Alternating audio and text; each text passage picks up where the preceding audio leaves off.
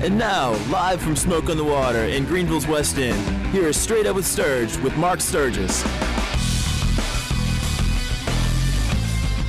All right, welcome back in, 8:05 on this Tuesday night edition of Straight Up with Sturge. Mark Sturgis, Price Atkinson coming to you live from Smoke on the Water. And to the guest lines we go. We bring on Jay Bilas from ESPN, but Jay also the former Duke basketball player, professional overseas, graduate of Duke Law School. But Jay right now, author as well with the book Toughness. Let's start, Jay, with what caused you to decide to pen this book? Because it has received rave reviews, and I'm seeing coaching staffs across the country now asking their players to read your book. Well, that's flattering and nice. It came from an article that I wrote, I think it was in 2009, on the subject that it got a lot of people responding to it, and it gave me the thought that people wanted a little bit more on it. And I decided to really dive in and study it, and I didn't want it to be just about basketball. I wanted it to be about all different walks of life and different sports, and talk to people that I knew in a bunch of different businesses. And I hope people find it helpful. It was certainly helpful to me. I wish it was a project that I had undertaken when I was in high school. I think it would have been a better person, player, teammate, you name it, from having gone through that experience. I mean, because toughness is literally a part of your everyday life. You had to work for everything you got back in the day at Duke. And then, again, you played your basketball professionally overseas. Now you came back, you graduated from Duke Law, and then you've taken it into your everyday life because, listen, we've said on this show multiple times over the years, the fact that you played the game, you work for ESPN, you have a legal background. In this day and age where we're throwing the name czar titles out there, we have a drug czar and a gambling czar. We think you should be made NCAA czar because you get it. You understand all aspects of the business. And, I thought it was confirmed last month when the day before you go over to Europe, you single-handedly basically brought down the Shop NCAA website.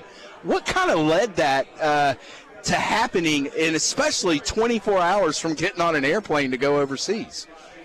Well, it all kind of started with, it certainly wasn't my intention to have any of those things happen. That was just what the NCAA did in reaction to some of the discussion about it. But the way it all started was somebody had sent me a tweet, I think it was, about a Johnny Manziel jersey that was on that site that said, Texas A&M number 2 on the front, and it said number 2 and football on the back where the player name would be. And, didn't take a chance to figure out they were referring specifically to Manziel, and somehow figured out that you could search the site by the player's name and his jersey would pop up. And that's what really got the NCAA kind of all lathered up. They shut the search component down, the search capability, and that got the media really involved as if that was an admission.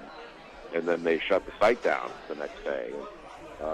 And I think what the problem with the NCAA, that was just sort of the obvious thing. I think any thinking person knew that those jerseys, number 10 Clemson represents Taj Boyd. It doesn't take a genius to figure that out.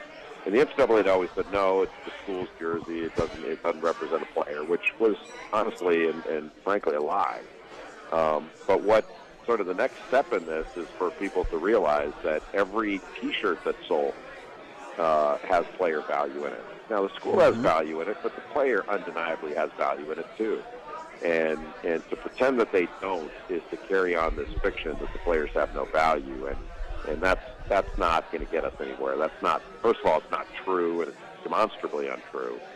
And the players know it, and everybody else knows it, too. And to continue to kind of lie about it doesn't get us anywhere. We're talking with Jay Bilas from ESPN, also author of the book Toughness. Again, received rave reviews, coaching staffs across the country jumping on this. And, Jay, I got a little worried last year. Your name started popping up when the Big East was looking for a new commissioner, and I was just like, no. We want to shoot bigger than that. And, again, we've already named you the next NCAA czar.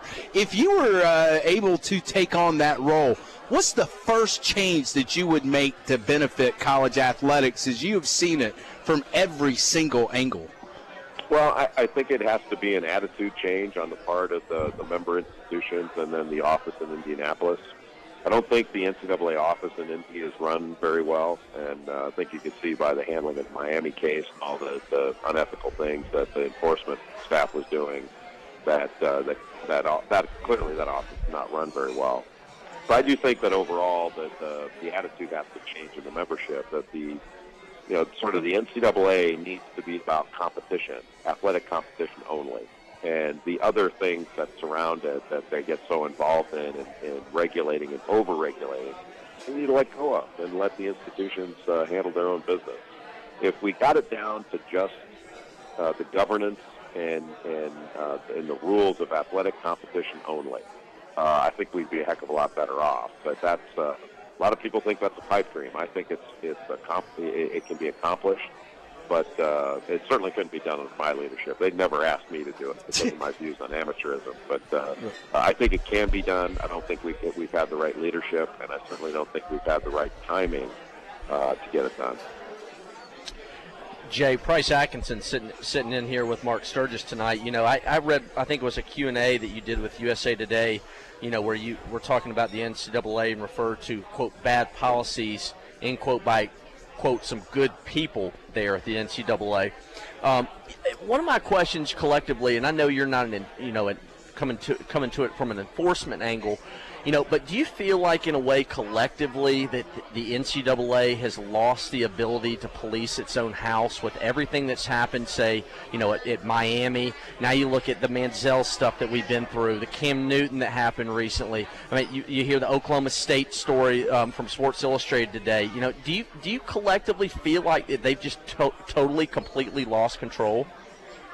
That's a good question. See, I don't think they've ever had the ability to effectively enforce the regulations, at least the good regulations they've got. They can't enforce the ridiculous ones, which they need to get rid of just out of the gate. But I think that having the investigator, prosecutor, judge, jury, and executioner all in that office in Indianapolis just doesn't work. And I think that's been demonstrated time and time again over a period of years. And a lot of us have been critical of it over the years. The NCAA's always said, no, the members are really happy with it. It works really well. Well, clearly that wasn't true because the members are very unhappy with it. And even Jim Delaney, the Big Ten commissioner, came out the other day and said the NCAA needs to reinvent itself. And the United States Anti-Doping Agency and the United States Olympic Committee both use the American Arbitration Association to settle their disputes. And the NCAA doesn't. There's no reason for that. There needs to be an independent body that decides these matters because the NCAA has proven to be untrustworthy in managing this. And the results are all over the map. It's unjustifiable. They're so inconsistent and crazy.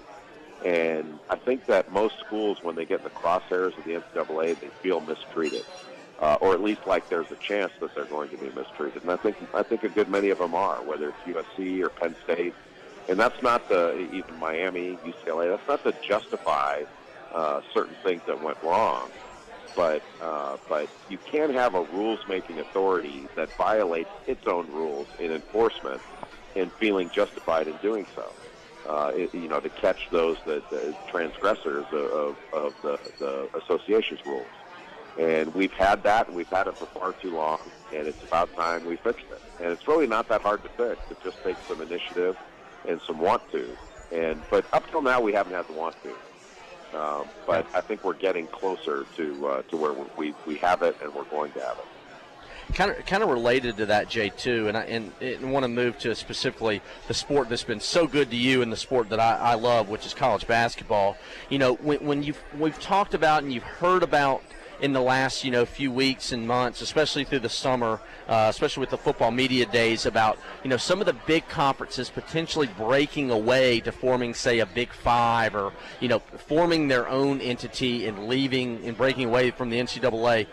How do you think this will potentially affect college basketball? And do you worry, like I do, that the magic of, say, the NCAA tournament, March Madness, could be affected by all this change that football's creating? I don't worry at all about the NCAA tournament because you can invite whatever schools you want to the tournament. Football is going to drive all this, Football right now is, 120 Division I schools. I think it could certainly be less than that and be as competitive, if not more competitive.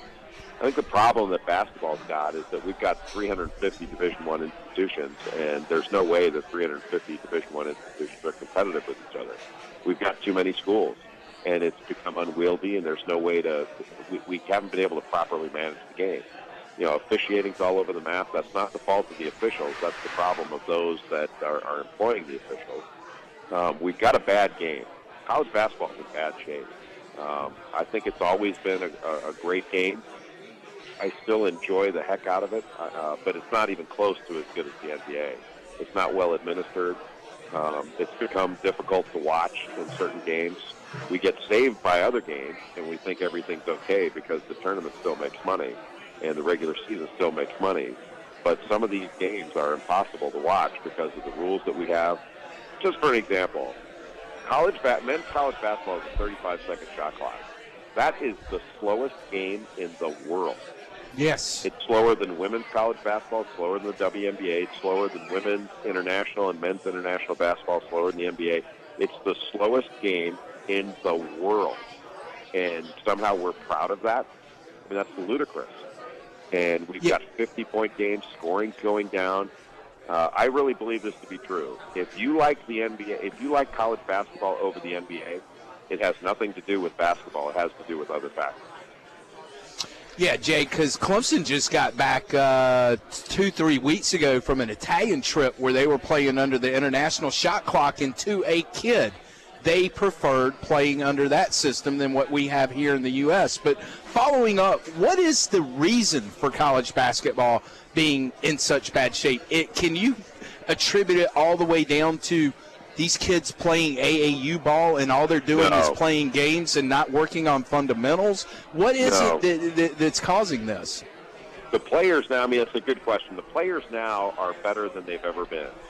But, I mean, look, I'm going to be 50 years old in December, and guys my age usually say, oh, boy, the fundamental, back when I played, the fundamentals.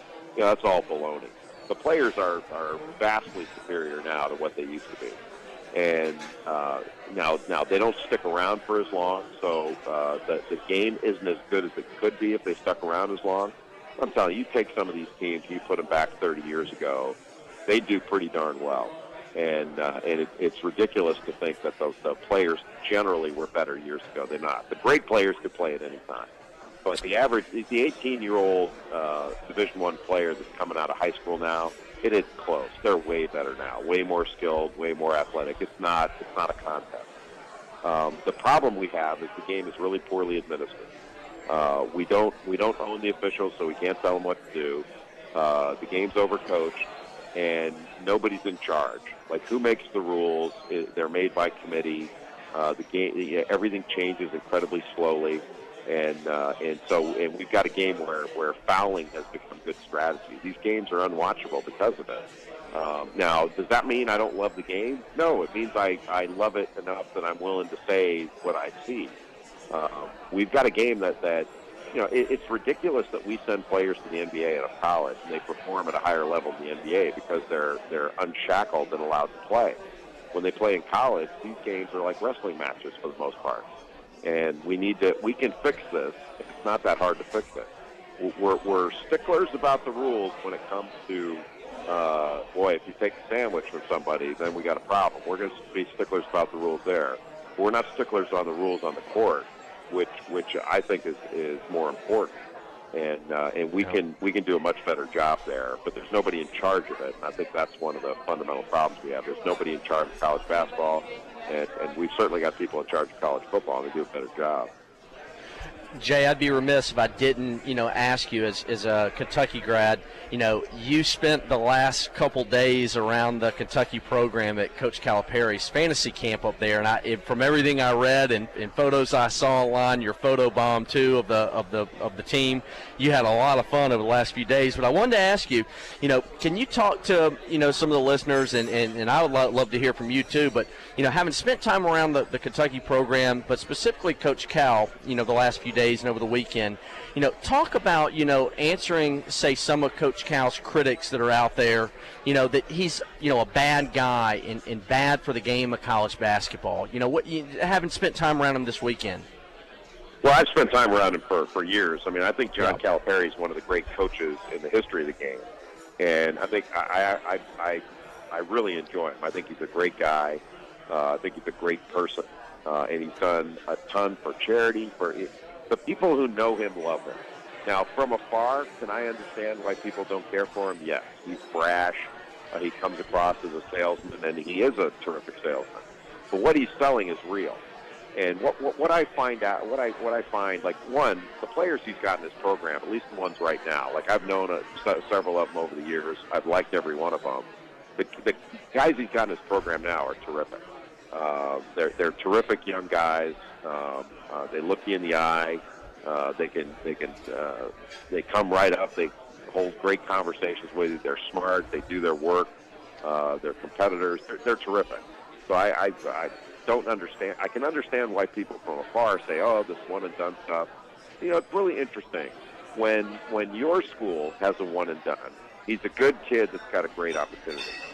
And the other school, the competitor school, has a one and done. Well, they're compromising their principles to win. We put this morality judgment on these things, and it's really wrong. Like down at Clemson, I've used Kyle Parker as an example. Like you guys know, Kyle Parker, great kid, great teammate, great leader, great, he's a terrific student. He did everything right. He was a professional baseball player while he was in college. Now, I'm sure some people would sit there and look at that and say, well, he's a professional athlete, and start complaining about it. But he's a great kid that had a terrific opportunity. And there are all kinds of kids like that. Like the kids where I went to school. Kyrie Irving was a one-and-done kid. Now, I can promise you this, that Duke people would have complained about that young man if he played at Kentucky and went after 1 year. They would not have had the same view of him. Now, he went to Duke and went after 1 year. He only played 11 games, if I remember right, because of his injury. And great kid. And he is a great kid. But you know what? He would have been a great kid at Kentucky. He would have been a great kid at Kansas. He would have been a great kid wherever he went. And these sort of this morality play that we have on every little thing in college sports, it's tiresome and it's wrong. And the other guy that gets good grades, well, they're pushing him through school. If they get good grades at our place, they're a good student. It's gotten stupid, and we need to stop all this stuff and just leave it. All it is basketball, football, and other sports.